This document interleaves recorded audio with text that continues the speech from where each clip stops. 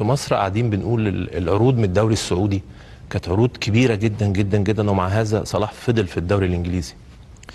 والله انا كنت شايف انها فرصه كويسه، كان عقدي بيخلص مع النادي، وكنت شايف ان هو لو ما جددتش مع النادي ففي نسبه كبيره قوي ان انا كنت هروح هناك. لكن في الاخر احنا اتفقنا مع النادي، والناس علاقتي بيهم كويسه في السعوديه لحد دلوقتي وعلى تواصل عامه. كنت فاتح المجال انك ممكن تبقى موجود هناك؟ كنا بنتكلم مع بعض، والناس كانوا مرحبين جدا ومقدريني جدا يعني. برشلونه وريال مدريد كانوا في الموضوع في الكومبيتيشن؟ لا مش في صوره قوي. مش في صوره. امور صلاح الماديه او طلباته بقت اكبر من كده؟ لا مالهاش علاقه بالامور الماديه، بس ليها علاقه بان انا عايز ايه. شايف من وجهه نظرك ان الدوري الانجليزي حتى بعد وجود لعيبه كبيره جدا في الدوريات العربيه هو الاقوى؟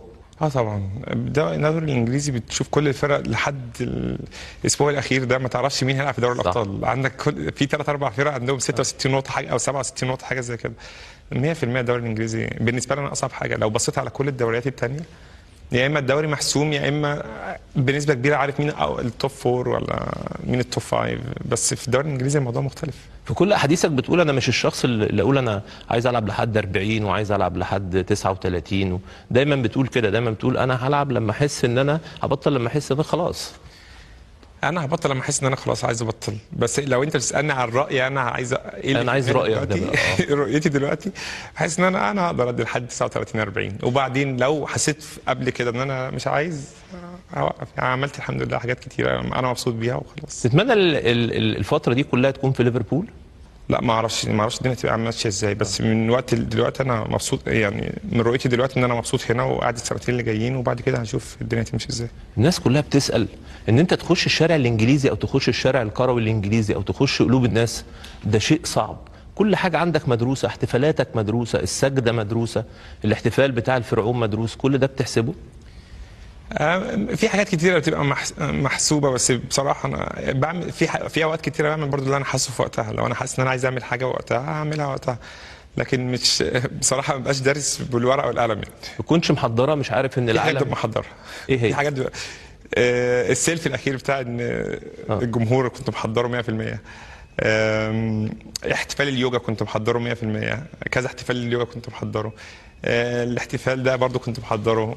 يعني في حاجات محضرها طبعا. باشا انت 12 دوري ابطال، انت محدش مقرب منك حتى. بالظبط. بس قبل ما نتكلم في النقطه دي، في نقطه مهمه عايز اتكلم فيها.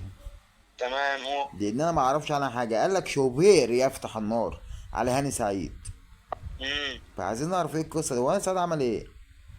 هاني سعيد طلع مع الاستوديو التحليلي بتاع ماتش بيراميدز وصن داونز على قناه اون تايم سبورتس. المهم قعد يتكلم معاهم، قال لهم ان لو الاهلي او الزمالك كان في موقف بيراميدز دلوقتي كان 100% ماتش الدوري غصب عن اي حد هيتاجل. يعني تمام. فهو كان طالع بيطالب بيطالب اللي هو الماتش بتاع سيراميكا ده اجل لي الماتش.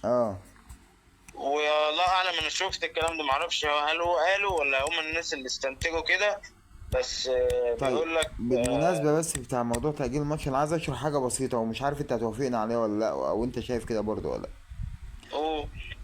بسم الله الرحمن الرحيم. بيراميدز والزمالك كان عندهم ماتش نهائي كاس، كان المفروض يتلعب يوم 20/5. بالظبط. تمام. اتأجل ليوم 5/6 وبطلب من الناديين. تمام. حلو كده. يعني هما الاتنين كده عندهم ماتش يوم 5/6. تمام. ماتش سيراميكا وبيراميدز يوم 28 المفروض. تمام. هتأجله امتى؟ اكيد هيبقى بعد ماتش الكاس. تمام. يعني مثلا يوم 8/6 او 10/6، صح؟ تمام. وانت عشان تأجل بيراميدز وسيراميكا فبالتالي هتأجل الاهلي وفاركو. بالظبط. طب ما الاهلي مسافر امريكا عشان كاس العالم للانديه يوم 4/6. طب هنلعب احنا الماتش ده ازاي؟ وكمان حتى لو ما كان في اللي هو اوبشن تاني يقول لك اجل ماتش بيراميدز بس والاهلي يلعب عادي، فاهم؟ بس حتى لو هتعمل كده فانت مثلا هو المفروض هو هيخلص 1/6 نهائي افريقيا الاياب. ايوه. فانت هيخلص 1/6، المفروض عندك 5/6 كاس مصر. فانت هيأجل لك الماتش، هيودولك فين يعني؟ ما انت 1-6 و5-6 هتلعب بعد 5-6. هيلعبوا بعد 5-6 اه. فاللي هو انت ايه، ما ايه البطولة اللي بتنتهي بعد 5-6 اذا كانت احنا عاملين موسم استثنائي مش هي وعمالين دي نقول. القصه برضه يا ابو حميد، معلش.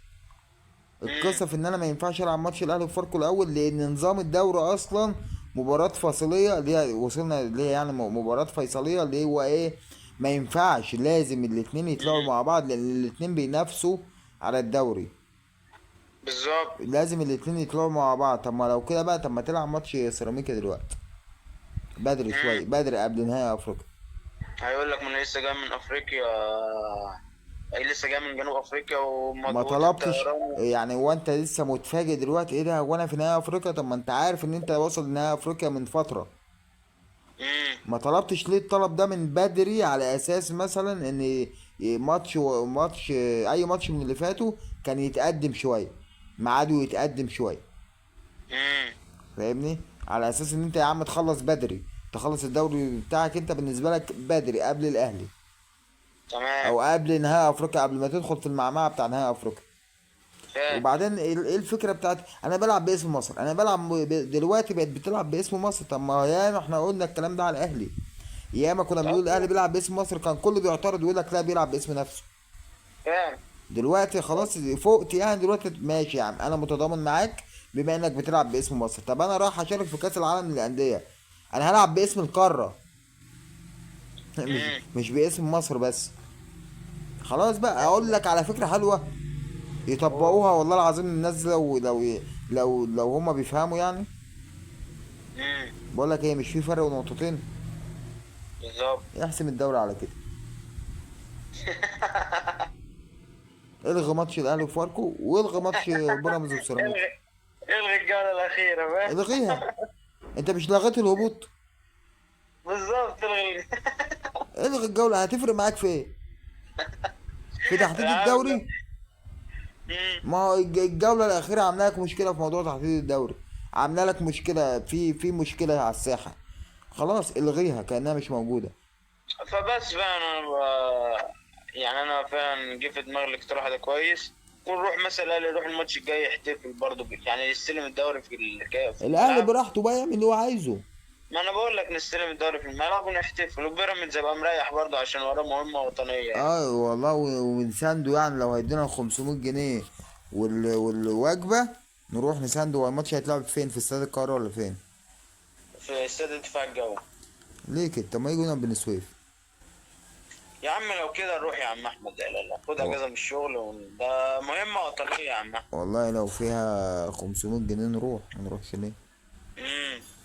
نروح يا باشا، ده عز الطلب. يا سلام، 500 جنيه حد يلاقي؟ 500 جنيه 500 جنيه يا باشا، هو مين يوميته 500 جنيه دلوقتي؟ بس المفروض ان ده النهائي صح؟